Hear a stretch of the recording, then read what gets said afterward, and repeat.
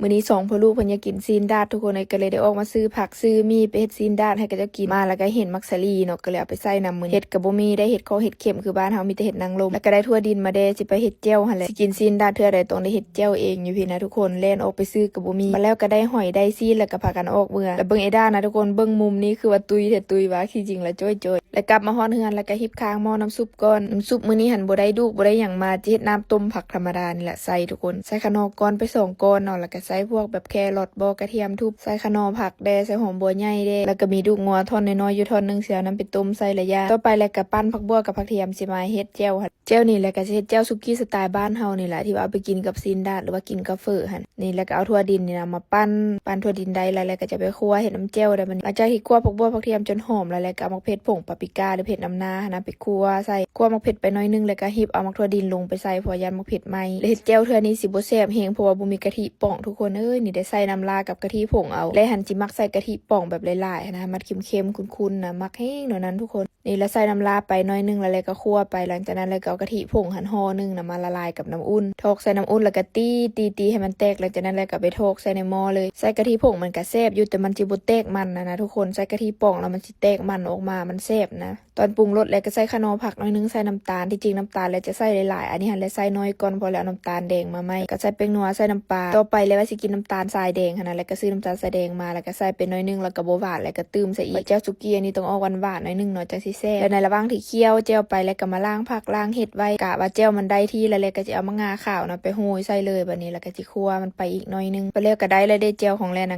ง่ายๆเลยทุกคนและมักแบบเข้มข้นแนวนี้ล่ะอยู่พี่กว่าสิได้กินซีนดาดทุกคนเกียมดนแท้ดนว่าบัดอันอยู่บ้านเฮาหั่นน่ะย่างไปแวบปาดเดียวเนาะนั่งกินสบายใจมีผู้เสิร์ฟให้พร้อมแล้วก็กระจายเงินแล้วก็เมื่อเอาง่ายๆก็คืออยู่บ้านเฮาแบบมีร้านให้กินหมดนะก็เลยสบายแต่ว่าอยู่พี่นี่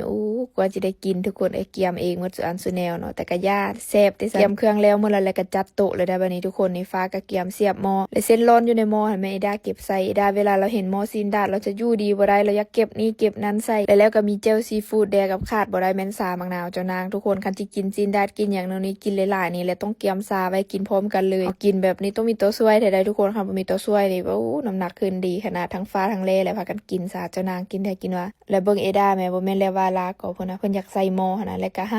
ายยานอันมือเพิ่นถึกฮ้อนหั่นก็บ่ฟังได้ทุกคนแบบอยากดิ้นหั่นน่ะอยากใส่นำมันบ่มีว่าจิย่านฮ้อนย่านหยังเลยอันเล็กก็ห่วงลูกก็แท้ว่ายานแต่ถึกหม้อฮอดตอนนี้ก็ช่วยกันใส่ไปนี่ทั้งพ่อทั้งแม่ทั้งลูกใครแต่ว่าหม้อสะใจแฮงทุกคนหม้อใหญ่ๆแล้วก็ฮ้อนไวแฮงหม้อหันเจเอามาให้เจนะกินซินดาดเท่าใดก็สะใจขนาดแล้วฟ้ากระปุงแจ่วเพิ่นก็ใส่แจ่วสุกี้ใส่มะนาวใส่กระเทียมใส่มะเขือส่วนแลน่ะกระปุงคือกันเนาะแล้วก็ลุยและจ้อยแฮงบ่ทุกคนแต่กินซามาแล้วรู้สึกว่าตัวเองจ้อยลงแฮงเนาะทุกคนเนาะนะจนวูบแหละคักแฮงเด้อและมักแบบนี้แหละและมักให้ตัวเองจ้อยยังหน้าท้องเหลือน้อยนึงเดี๋ยวจะเอาหน้าท้องลงให้ได้คักๆก่อนทุกคนว่าแต่กินซามารู้สึกโล่งนะทุกคนโล่งแบบโล่งแฮงนะรู้สึกสบายตัวแฮงและเบิ่งเอดากินทุกคนเบิ่งลุยเอาเส้นร้อนเพิ่นมักแฮงก็ซีนก็บ่กินอีกได้เพิ่นมื้อนี้เพิ่นกินผักกับเส้นร้อนและกับฟ้านะก็ลุยเอาคือกันแซ่บแท้แซ่บว่าทุกคนแต่กินไปไกลสิอิ่มแล้วก็สิส่งซามะนาวเย็นๆมากินกับซีนดาดไปเลยแซ่บก็ทุกคนบ่เชื่อทุกคนลองเด้อเวลาเฮาไปกินดาดกินจุ่มหรือกินหยังก็ย่าที่แบบจุกๆนะเฮาเฮ็ดซามะนาวไปกินนำนะแซ่บมื้อนี้แล้วก็ส่งใส่น้ำก้อนกับมะนาวนี่ทุกคนเอามานั่งกินกับซีนดาดป้าเข้ากันและเบิ่งแลแม่ทุกคนหน้าเรียวลงเลยแขนก็น้อยลงรู้สึกว่าแขนและจ้อยๆคลิปนี้ก็กินต่ออีกทุกคนกินแท้กินว่าแล้วนะความกินหลายนะต้องยกให้แลเลยแหละกินซีนดาดไปจิบซามะนาวเจ้านางไปเข้ากันนะแท้ว่าแซ่บอีหลีแต่น้องๆผู้ใดเอาไปกินก็ว่าคักเฮงสบายตัวเฮงผู้ใดก็มารีวิวสู่ฟังอย่าลืมไปจัดเด้อทุกคนไผที่ตุยอีลืดอาลาดอยู่ยากเนาะเอาไปจัดและกินในมื้อละ2หลังอาหารสวยหลังอาหารแรงนี่คักทุกคนกินมาจนว่ากล่องนี่ก็หมดละต่อไปแล้วก็ที่ส่งให้ฟ้าได้นี่ทุกคนส่งให้ฟ้านี่และบีบมะนาวหลายๆบีบมะนาว 2-3 บิงพุ่นน่ะเท้ามักแบบนี้เด้อทุกคนมักส้มๆได้ฟ้ากินเบิ่งดูดเอาแซ่บแฮงเพิ่นว่าดูดจนว่ามันเกลี้ยงแซ่แล้วก็ยังญาติดูดอยู่ทุกคนแล้วเอาโจ้ก็บ่ยอมให้มันแซ่บคักเพิ่นว่า